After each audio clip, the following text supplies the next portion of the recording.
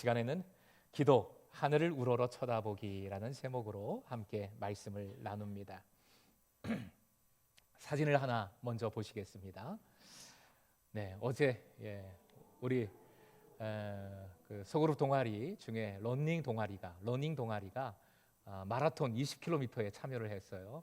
3강이라고 말씀을 드렸는데 1김도 참여를 해서 좀 작게 뛰었지만 참여를 해서 다 완주를 했다고 합니다. 그 모습이고요. 근데 20km를 뛰면 저는 그냥 죽어 나갈 것 같은데 어떻게 주일날 감당이 될까 걱정이 되는데 다음 사진 보시면 저녁 때 와서 밤까지 밤까지 또 온일 페스타를 준비하는 그 모습을 보고 참 감사한 그런 마음이었습니다. 러닝에 대해서 조금 더 얘기를 하면 러닝 인구가 1,000만을 넘어서고 있다 그래요. 깜짝 놀랐습니다. 1,000만을 넘어서고 있습니다. 특히 2030 MZ 세대가 주도를 하고 있다 하는데요. 이러한 열풍은 그 트렌드 코리아 2025에서 얘기한 원 포인트 업이라는 개념과 연결이 됩니다.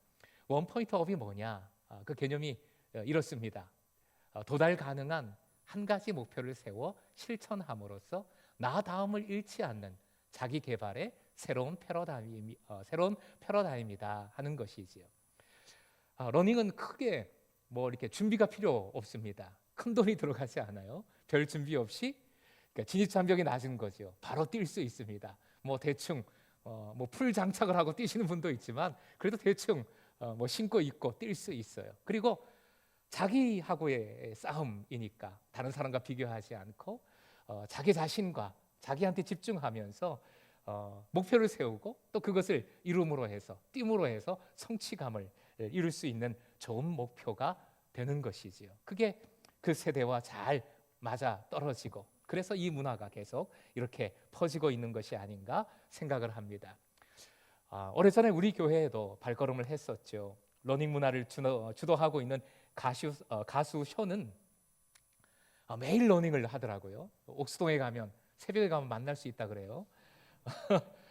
박보검도 볼 수 있다 하고 뭐 그런 얘기 들었는데 가보지는 않았습니다만 매일 러닝을 하는데 매일 러닝을 하듯 이 선한 일을 반복을 하고 있는 것으로 유명하지요.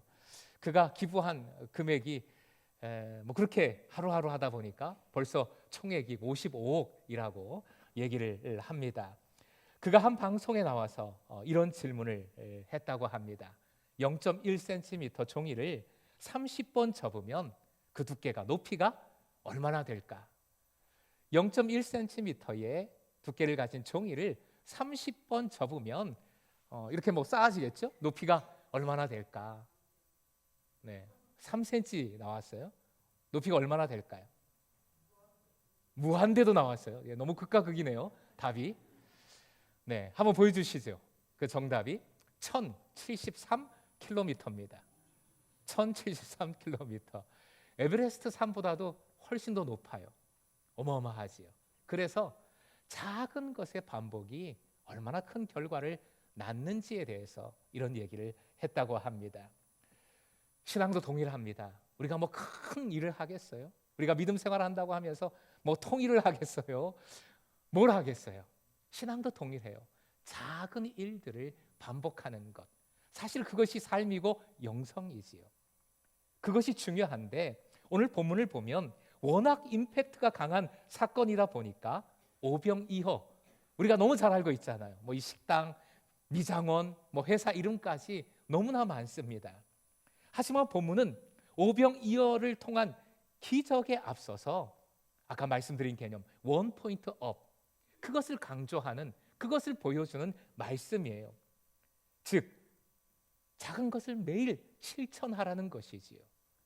뭘 실천할까요? 기도입니다. 기도의 실천입니다. 기도의 반복 실천이 가장 중요함을 보여주는 사건이고 말씀입니다. 그렇다면 원포인트 업으로서의 기도 어떻게 할 것인가? 그 기도를 어떻게 실천할 것인가가 중요하겠죠.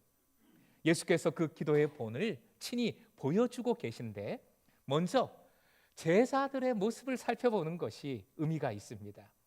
제자들이 오병이어를 손에 들고 먼저 행한 행동, 먼저 바라본 것이 있어요. 바로 현실입니다.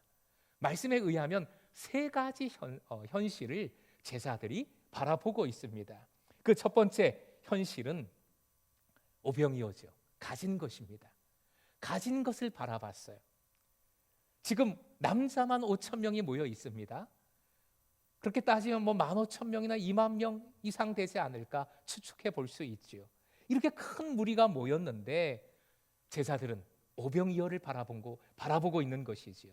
그래서 말씀의 표현을 보면 오병이어밖에 없어요라고 예수님께 말씀을 드립니다. 오병이어밖에 없습니다. 그래서 음식을 사와야 합니다라고 말합니다. 오병이어, 가진 것. 친구 목사님이 우리 어떤 모임에 자전거를 타고 왔더라고요. 그러니까 자전거가 좋아 보였는지 모두들 관심을 가졌습니다. 누가 얼마냐고 물어보니까 한 500만 원 정도 한다고 해요.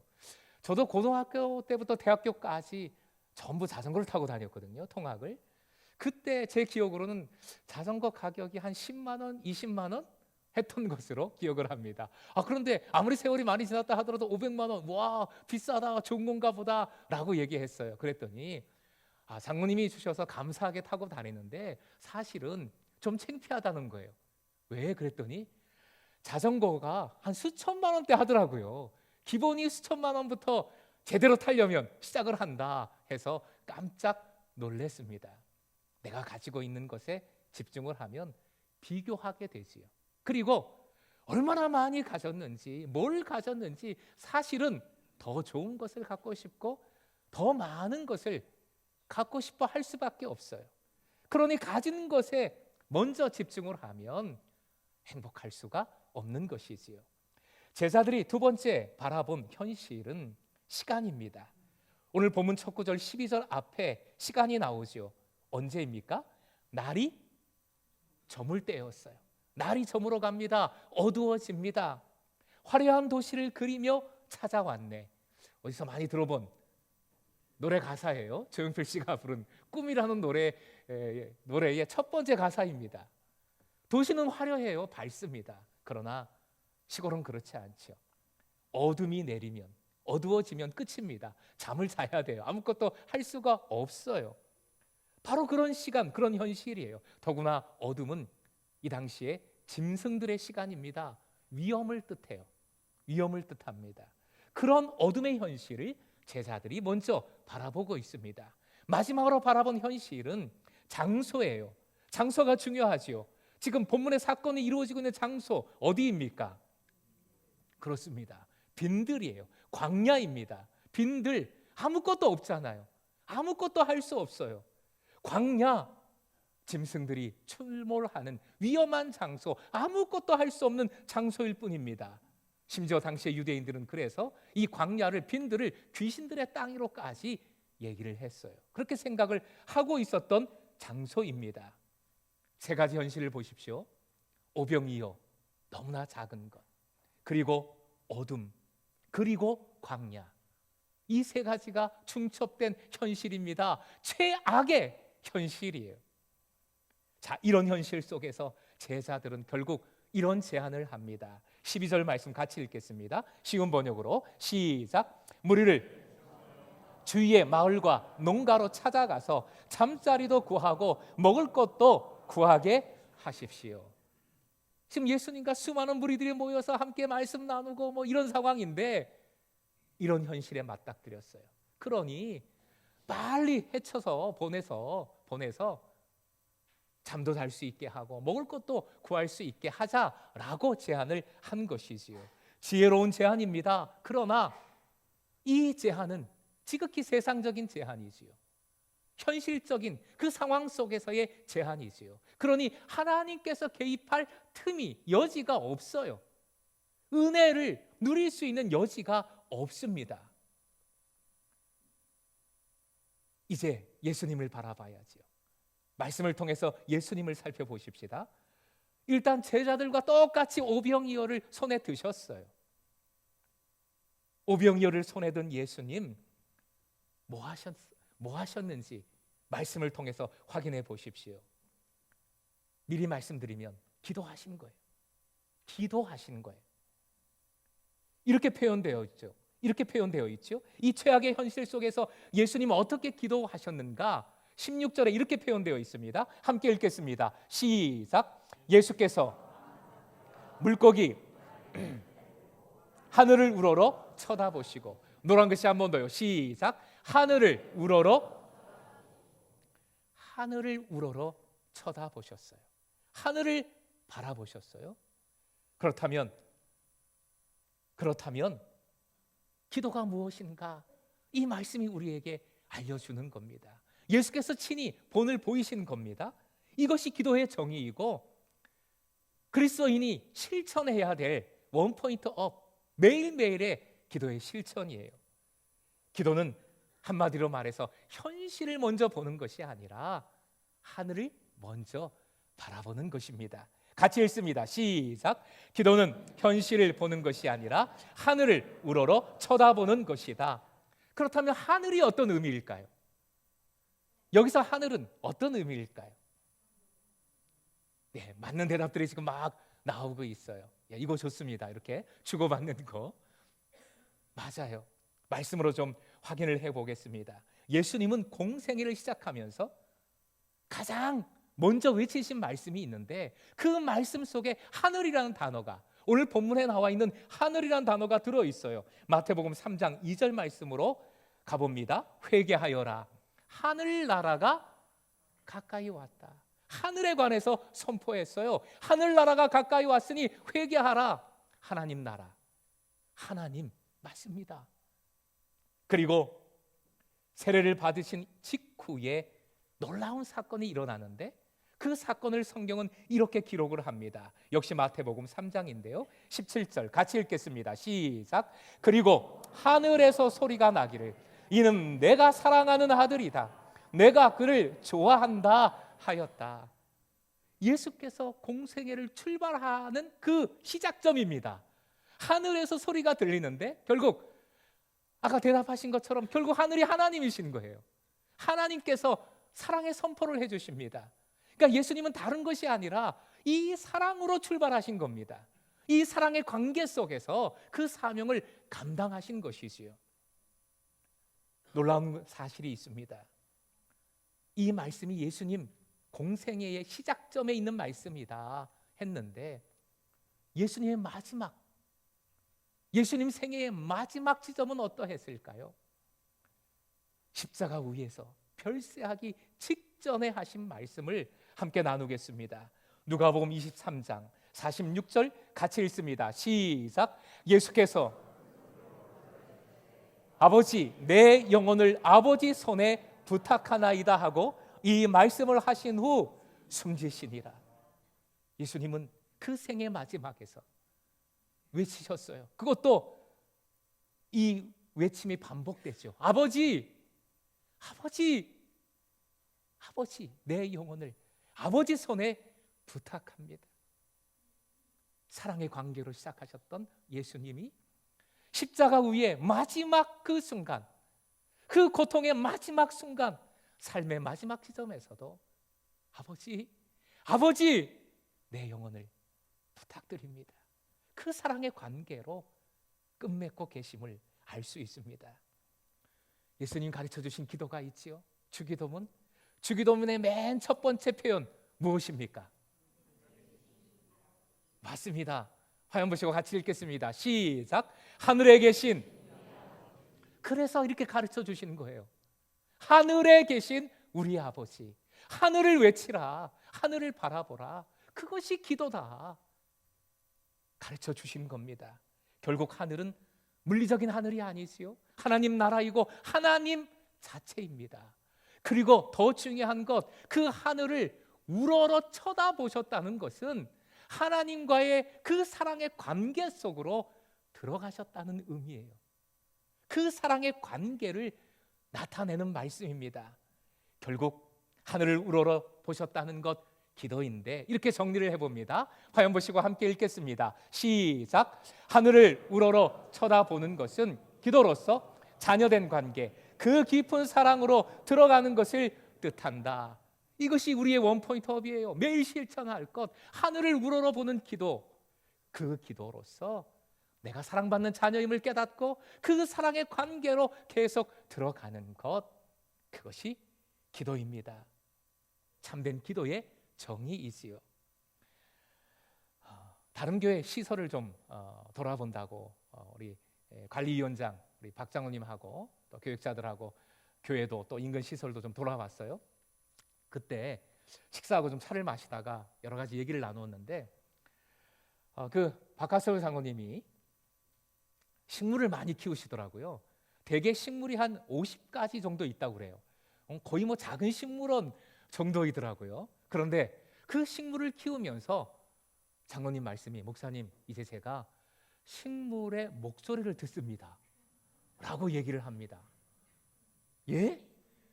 10년간 식물을 키우다 보니까 식물이 목이 말라요, 추워요, 이런 거를 듣는다는 거예요.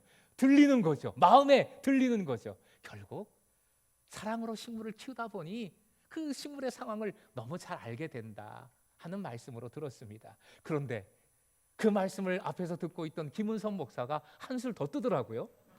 본인도 그런 경험을 했는데 영성수련회에 참여를 한 후에 우리 목사 후보생들이 영성훈련을 받는데 기도원에 가서 받습니다. 기도훈련을 합니다. 그 기도훈련 후에 그 기도원을 이렇게 산책을 하는데 앞에 큰 나무가 있더래요.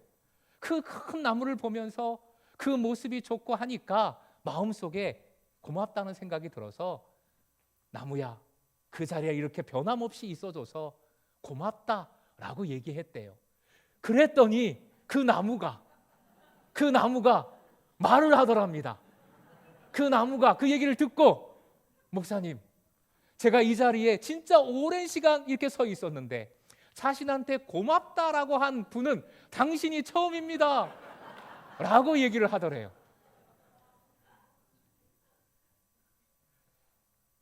목소리를 들은 거죠. 나무의 목소리를. 근데 사실 그게 영성이거든요. 그러면서 이런 질문이 스스로에게 생기더라고요. 10년간 식물을 가꾸었더니 그 식물의 음성이 들려와요.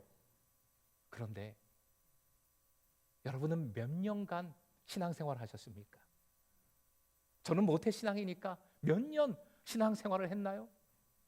그런데 하나님 음성은요? 하나님의 말씀은요? 우리가 얼마나 듣습니까? 우리가 얼마나 그 음성에 귀 기울이고 있습니까? 두려워 말라, 내가 너와 함께함이라, 살아 역사하시는 하나님이라고 믿는다면서 그 하나님의 음성을 우리는 얼마나 귀 기울이고 있는지요. 목사님, 내가 가진 것 너무 부족하고 제가 이런 거 저런 거 하고 싶은데 지금 내가 가진 것이 너무 없고, 그리고 지금 내가 보내는 시간 얼마나 힘들고 어려운 시간인 줄 아십니까? 내가 발 디디고 있는 이 삶의 자리, 이 현장이 얼마나 어둡고 깝깝한지 아십니까? 맞아요. 우리의 삶, 여러분 각자의 삶의 자리 너무 문제가 많고 어둡고 힘들 수 있지요. 힘들죠. 어렵죠. 그러나 그 현실 때문에, 현실에 문제가 많아서 힘든 것이 아니에요. 우리는 그리스도인들입니다. 그 현실 속에서 내가 하늘을 우러르지 않기에, 내가 범사에 하나님의 음성을 듣고자 하지 않기에, 하나님께 나아가지 않기에 어려운 것이지요. 몸의 구조상 하늘을 쳐다볼 수 없는 짐승, 가축이 있어요. 뭔지 아십니까? 그렇습니다. 돼지예요. 돼지는 뼈의 구조상 이렇게 쳐다볼 수가, 얼굴을 들 수가 없어요. 혹시 돼지와 같은 목의 구조를 갖고 계신 분 계십니까? 저는 물론 이게 다쳐서 일시적으로 그러실 수 있죠. 그러나 우리는 돼지가 아니라 사람입니다. 한번 해볼까요? 확인을 해볼까요? 제가 시작하면 좀 몸도 풀 겸 고개를 들어서 하늘을 좀 이렇게 좀 쳐다보시기 바랍니다. 시작. 좀 해보세요. 목젖이 보이도록. 좋습니다. 좋습니다. 바로 돼지가 한 분도 없어요. 우리는 다 사람 맞습니다. 사람 맞아요. 쳐다볼 수 있어요. 쳐다봐야지요. 하늘을 우러러 쳐다봐야지요. 어두울수록, 없을수록, 힘들수록 쳐다봐야지요. 그 현실 속에 우리와 함께 하시고 합력하여 선을 이루시는 하나님을 그렇게 하늘을 우러러 쳐다볼 때, 즉 주님의 음성을 듣고자 기도에 무릎을 꿇을 때, 주님을 찾을 때에 반드시 만나게 해 주심을 믿으시기 바랍니다. 그렇게 기도할 때 하나님이 차가운 현실 속에 함께하고 계셨군요. 도와주시는군요. 그리고 합력하여 선을 이루실 것을 바라보게 하시니 감사합니다. 이렇게 고백할 수 있지요.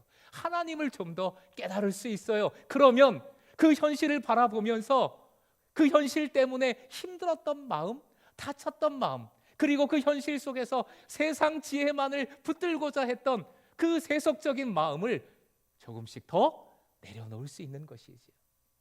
그러면서 예수 그리스도 안에서 현실을 넘어서는 삶의 경험을 하게 됩니다. 그게 믿음 생활이에요. 그게 우리의 믿음이 주는 열매고 기쁨입니다. 사랑하는 금송의 제자 여러분, 빈들의 짙은 어둠 속에서 별빛은 더 잘 보일까요? 안 보일까요? 그렇지요. 별빛은 더 빛나지요. 잘 보입니다. 그러니 어둠 속에서 먼저 하늘을 우러러 하나님을 바라보십시오. 하나님을 찾으십시오. 그렇게 바라볼 때 가장 보잘것없는 내가 가진 것, 그것이 씨앗이 되게 해주시고, 씨앗은 자라잖아요. 그렇죠?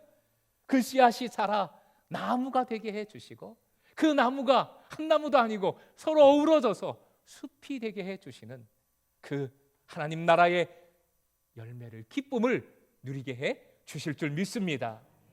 이 은혜의 소망도 예수께서 오늘 본문을 보면 친히 보여주고 계십니다.